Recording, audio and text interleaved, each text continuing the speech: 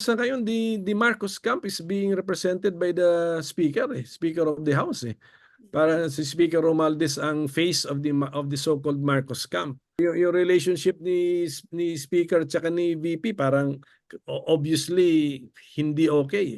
So far ayoko na lang bigyan ng grado, bigyan ko na lang siya ng komentaryo na acceptable sa kanya. Yung sinabi niya incomplete siya nung first year, incomplete pa rin kasi sana yung 20 pesos na per kilo na bigas. Yung 1 million housing units per year, o nakabuo na sila ng one complete year. Tapos sa budget process, ang daming mga lumalabas na pangako doon ng mga cabinet members natin who are the official family members of the president, alter ego niya.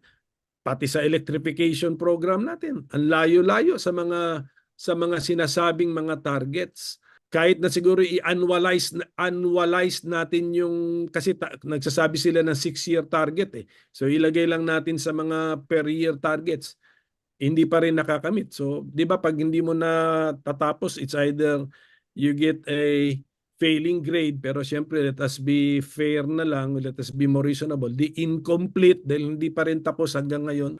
Aminin na lang sana, kasi sa parang quality din ng isang leader yon na sabihin niya na teka muna, it's either I misspoke, nagkamali ako sa sinabi ko, or siguro I was overly optimistic. So ayusin na, sabihin na ano yung totoo, what are the real targets na, sabihin na po.